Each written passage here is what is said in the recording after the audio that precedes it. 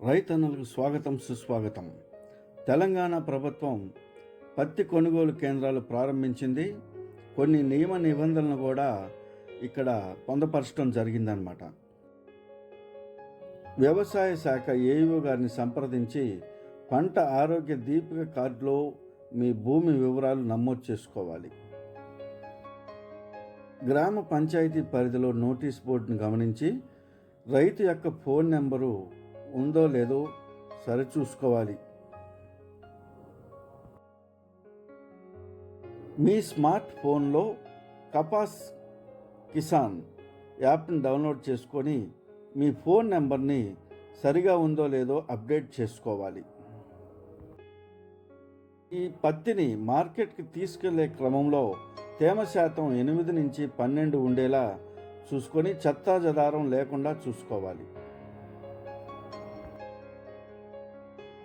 పత్తి నాణ్యత బాగుండేలా చూసుకోవాలి. యూరియా బస్తాల్లో కానీ డిఏపి బస్తాల్లో కానీ తీసుకెళ్లకుండా లూజుగానే పత్తిని తీసుకెళ్ళి చెత్తాచెదారం లేకుండా చూసుకునేటట్లుగా రైతులు జాగ్రత్త పడాలి. నాణ్యత లేని పత్తిని బాగా ఉన్న పత్తిని రెండు కలపకుండా విడివిడిగా తీసుకెళ్ళినట్లయితే మంచి రేటు రావటానికి మీ పత్తి మంచి క్వాలిటీ ఉందని నిర్ధారణ చేపట్టగలరు.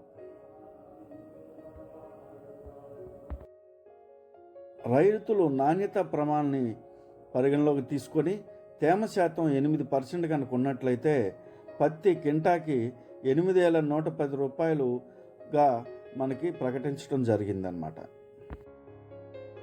పత్తిని మార్కెట్కి తీసుకెళ్లాలంటే ఏఈఓ గారిని సంప్రదించి మీ స్లాట్ని బుక్ చేసుకొని తగిన జాగ్రత్తలు పాటించి పత్తి తీసుకెళ్లవలసిందిగా ప్రభుత్వం కోరుతున్నారు. రైతులు పత్తి అమ్మిన తర్వాత ఆధార్ లింకుకి బ్యాంకును కూడా అనుసంధానం చేసుకున్నట్లయితే మీకు డబ్బులు జమ అవటం జరుగుతుంది.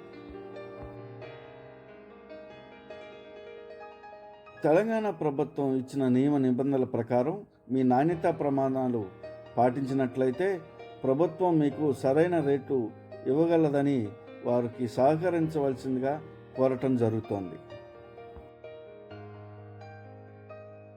తెలంగాణ మార్కెటింగ్ శాఖ అట్లాగే కాటన్ కార్పొరేషన్ వారు మీ పత్తిని తీసుకొచ్చేటప్పుడు 3 రోజులు ముందుగా కిసాన్ యాప్లో ఉన్న స్లాట్ ప్రకారం తీసుకురావాల్సిందిగా కోరుచున్నారు.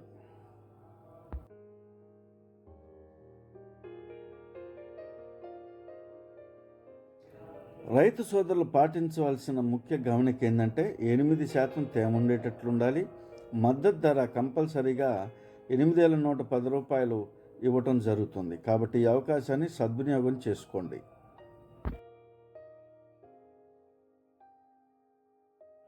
మరింత వ్యవసాయ సమాచారం కోసం సబ్స్క్రైబ్ చేయండి. అగ్రి టిప్స్ నా పంట.